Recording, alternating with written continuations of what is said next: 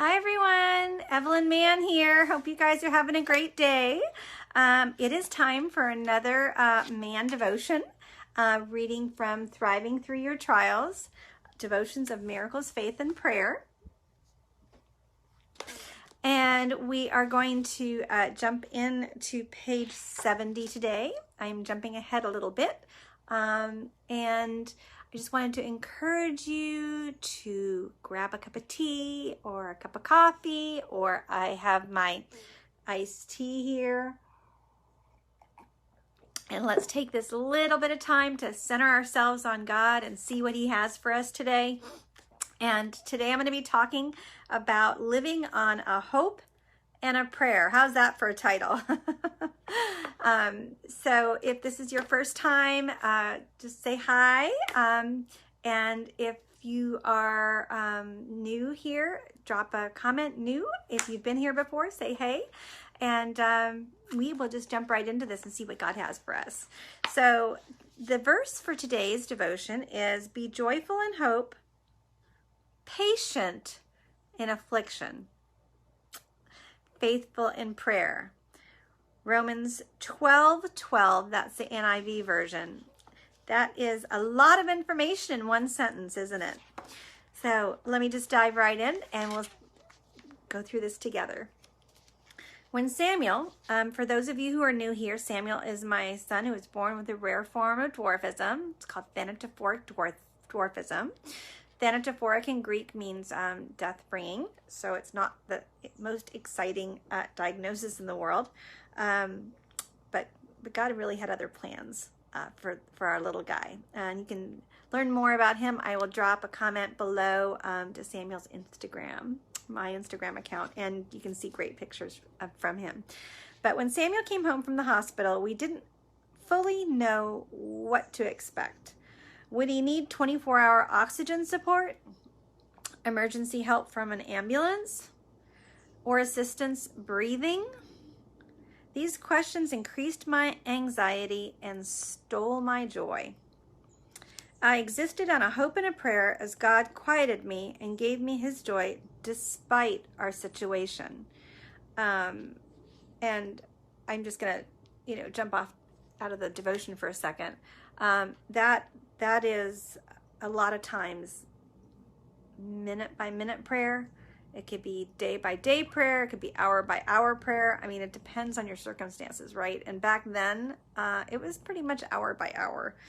Samuel was alive and out of the hospital. I knew our trial would not last forever, that our lives would move from chaos to calm. Meanwhile, I lived between fear and faith, wondering what would happen next. I'm going to jump out of this again for a second. How's your 2020 going? How many of you have been rocking back and forth between these two, right? Between faith and fear. And my hand is up, man. I'm a special needs mama, let me tell you. I can't even tell you how many times I've been fluctuating between faith and fear. A turning point came when we'd been homebound for 3 years, venturing out only with Samuel for his medical appointments. Our lives changed when the Make-A-Wish Foundation sent us on a week-long vacation to Orlando, Florida. Many of you know I live in Florida, so Orlando's not that far away, but there's a little piece of paradise over there that was really a treat for our family. Samuel saw dolphins up close. He heard a macaw speak, and he met Mickey Mouse. I'd been praying for Samuel to experience more, but I didn't know how or when God would answer. This dream vacation opened Samuel's horizons to a whole new world apart from home and medical offices. While waiting for your storm to pass, cling to prayer, even moment-by-moment prayers for patience. I'm going to go back to the verse again. It says, "Be joyful in hope, patient in affliction, and faithful in prayer." You'll find peace knowing your Heavenly Father has your best interests in mind. What are you praying for? Are your expectations helping your patience grow or hindering? I just threw that "and" hindering in.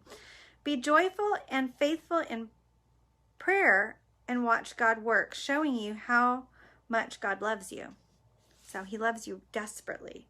He truly does work all things out together for your good.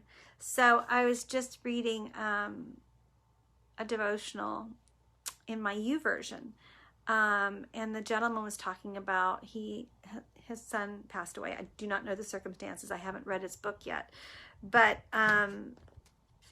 he said that the verse said that God works out all things together for your good. He said that verse is either true or it's not. And I thought that was really poignant, because even though his son passed, he had a choice to believe God's word or his feelings. And he said, there's going to be some good coming out of this, because God's word says there will be. So I thought that was pretty interesting.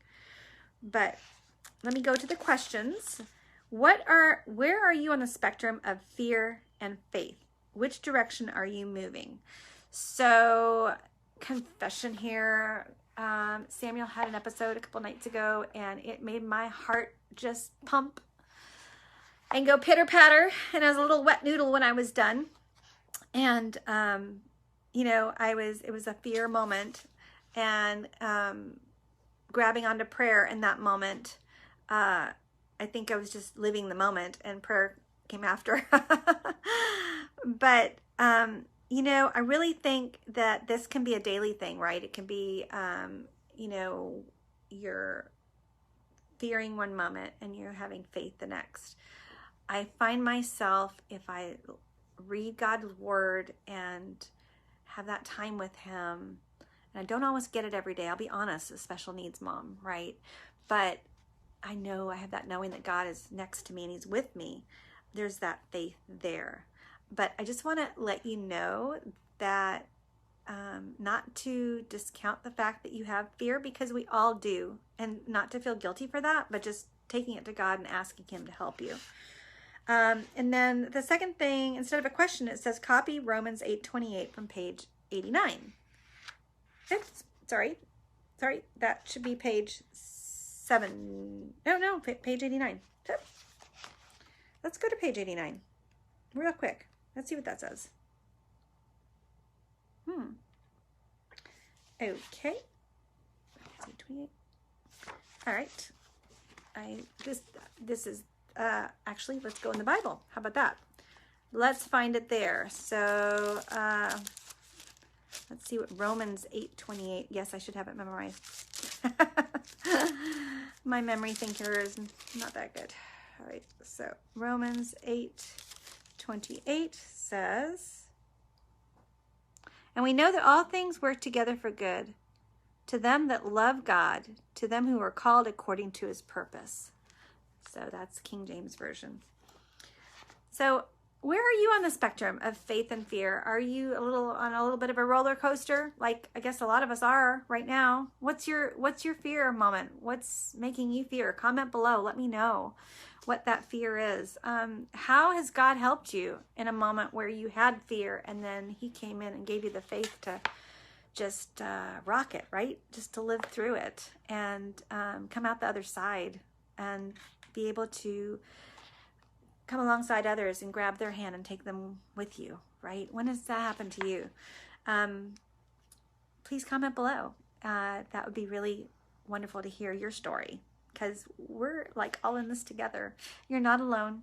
God loves you. I love you. I'm praying for you.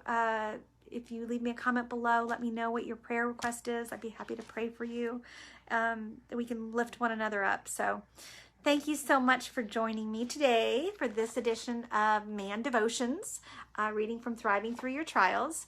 If you don't have a copy, I'll drop a link below. But thank you for coming. It means so much. I really appreciate you guys. Take care and have a blessed day and a blessed week.